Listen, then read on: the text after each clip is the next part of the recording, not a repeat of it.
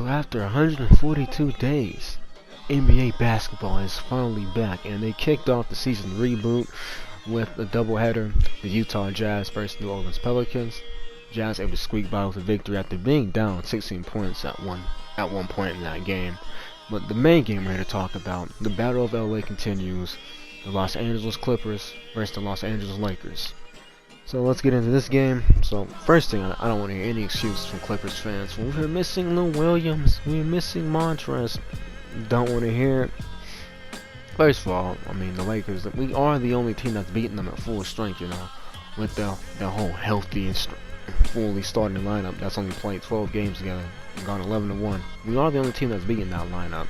So don't want to hear about that. And plus, yeah, if Lou Williams didn't play, that bench probably would have been more productive, but he is a defensive liability, so he would have gotten torched, on any switch, pick and roll. He's got guys that are bigger than him like Kuzma, AD, and LeBron that can post him up, shoot over him. Then, guys like Caruso and fucking KCP, he'll be able to drive on him. Even Dion Waiters will be able to drive on him.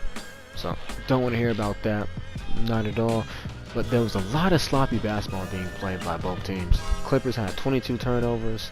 The Lakers started off the third quarter awfully, like 6 turnovers, 14 straight missed shots. So sloppy basketball being played by both teams at stretches, and there was a lot of fouls, and I mean a lot. So I didn't notice while watching the game, how long the game was taking, but the game was like 3 hours because all the fouls that were being called.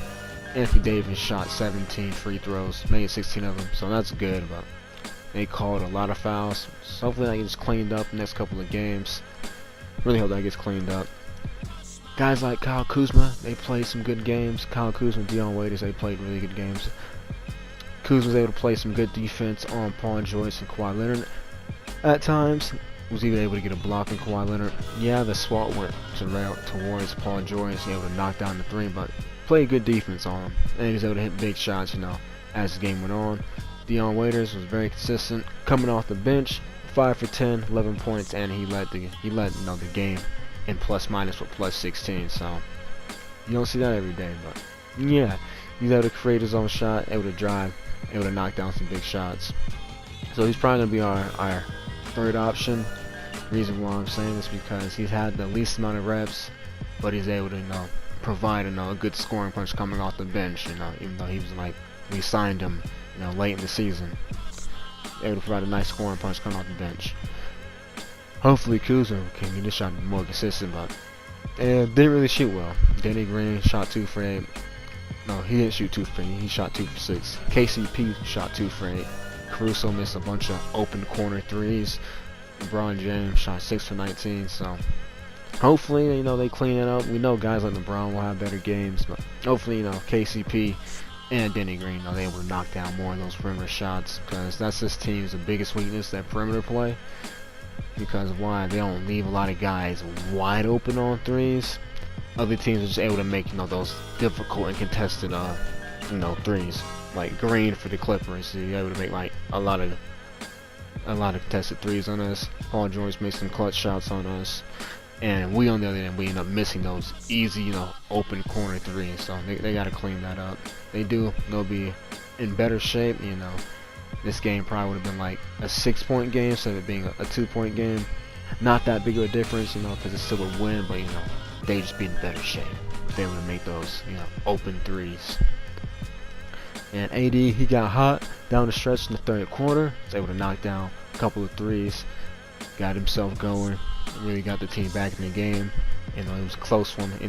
Entering the fourth, it was 70-71, only down 1 because he got on fire. Then guys like again Dion, Kuzma, able to make some shots. And then the fourth quarter, Caruso played some. Well, he had a very clutch steal in the fourth quarter. Very clutch steal, even though they followed up with a missed 3 on the other end.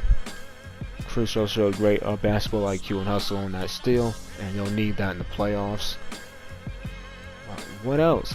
Yes, LeBron James, in the final minute or so in the game, played great defense on Kawhi and Paul George.